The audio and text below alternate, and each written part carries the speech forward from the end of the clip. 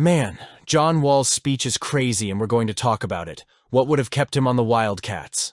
I invite you to subscribe and receive more Kentucky news. Wall not only expresses gratitude, but also offers a unique perspective on the role of college basketball in his life, especially when faced with the changes brought about by the NIL era. When analyzing his words, it is clear that Wall embodies a genuine love for his time at Kentucky, a connection that goes beyond numbers and athletic achievements. However, at the same time, he raises important questions about the impact of the NIL on recruiting and players' commitment to their programs. Wall acknowledges that if he had not been the first pick in the NBA draft, he probably would have stayed at Kentucky another year. This statement carries significant weight, as it reflects the delicate balance between professional ambition and loyalty to the program. He didn't see his stay as a sacrifice, but rather as an opportunity to continue building something special at Lexington, something he helped revitalize with John Calipari.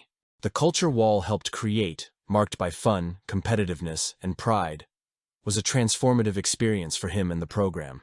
He wasn't just playing basketball. He was on a journey that shaped his identity as an athlete and a person. However, when discussing the NIL, Wall touches on a critical point. The current landscape of college basketball is deeply influenced by the pursuit of individual profit. He admits that if the NIL had existed during his time, he would likely have made millions. Still, he expresses relief that he didn't face such financial pressures early in his career. For Wall, focusing solely on the game and building relationships was essential to his development as a player and a human being.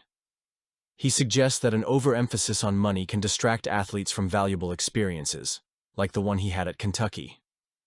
This comment is particularly relevant when we consider today's reality.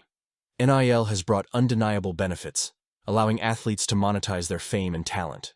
However, it has also created an environment where decisions about transfers and college choices often revolve around financial propositions, rather than emotional connections or athletic projects.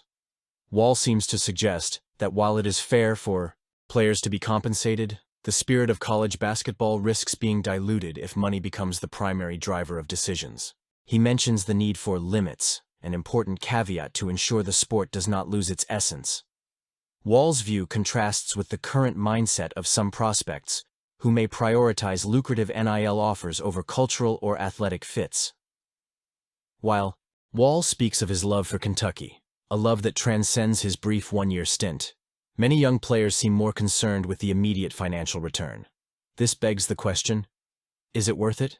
Is the extra money earned through NIL worth the loss of an authentic, enriching experience like the one Wall describes? Mark Pope's invitation for Wall to work out with the team this summer shows that the bond between the former player and the program remains strong. Even after all these years, Wall still considers himself a part of Kentucky basketball, an extension of the Wildcat family. That kind of loyalty is rare these days, when many players view college basketball as a temporary stop on the road to the NBA. Wall, on the other hand, sees his time at Kentucky as an important chapter in his story, a time that defined who he is today. Wall's words serve as a powerful reminder of what college basketball can and should represent. It's more than a stepping stone to the NBA. It's an opportunity to grow, learn, and build lasting bonds. The NIL has the potential to enrich the experience for athletes, but it can also distort priorities if not managed carefully. For Wall, Kentucky will always be home, a place where he found joy, purpose, and support. And while he continues to be revered by fans who still wear his jersey decades later, it's clear that Wall's legacy transcends any dollar figure. In a world where NIL dominates conversations about the future of sports, perhaps it's time to look back and learn from stories like John Wall's. And there's a lot that young people can learn from Wall. Let's keep going. A former Kentucky player becoming a track and field star? Let's take a closer look at this story. And speaking of someone familiar to BBN, Jordan Anthony. The name of the former Kentucky athlete is now echoing through the world of collegiate track and field, becoming a beacon of inspiration for those striving to break boundaries and redefine what it means to be a multi-sport athlete. While his football career in the SEC was brief, it's on the track where Anthony is building a legacy that could inspire future generations. The clock doesn't lie. 9.75 seconds. That was the time recorded by Anthony in the quarterfinals of the men's 100 meters at the 2025 NCAA Outdoor Track and Field Championships, a feat that places the young sprinter among the fastest in world history. This isn't just a flashy number, it's a mark that puts him in an exclusive club of only 11 athletes ever to reach such a milestone. To put that in context, we're talking about a performance on par with Olympic legends and world champions.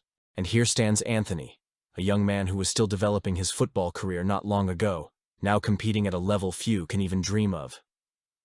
Jordan Anthony's path to this point is a mosaic of choices, opportunities, and unshakable determination.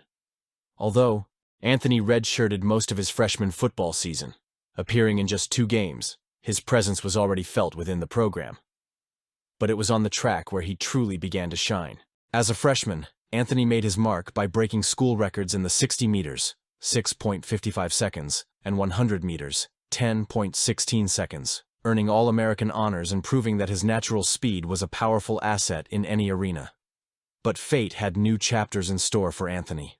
After his first season at Kentucky, he entered the transfer portal in search of new opportunities and took his talents to Texas A&M.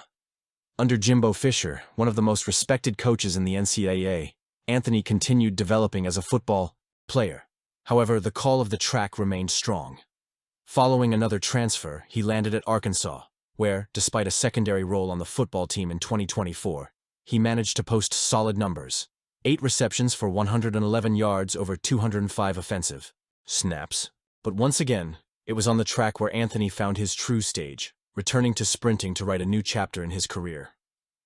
Anthony's impact goes beyond stats and records. He represents something bigger: the idea that human potential is multifaceted and that success in one field can fertilize growth in another. His story is a shining example of how college programs can serve as incubators for the full development of an athlete, regardless of their primary sport. At Kentucky, he had the chance to grow in both football and track, and that early foundation was crucial for the explosion we're seeing now.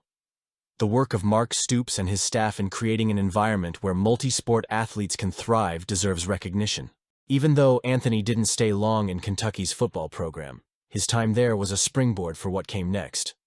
Now, as Anthony edges closer to a potential spot on an Olympic team, it's impossible not to reflect on the significance of his journey. It's a reminder that college sports are not just about producing pros, but also about discovering and nurturing talents that can transcend their original path. His historic 100-meter performance, the second fastest in NCAA history, is a testament to his dedication and to how the right support, at the right time, can help an athlete reach unimaginable heights. And as he keeps running toward the future, with tailwinds seemingly pushing him forward, it's clear that his journey is more than just a switch from one sport to another. It's an example of how sport can be a unifying force, revealing the best in human potential. What's your take? Let us know in the comments.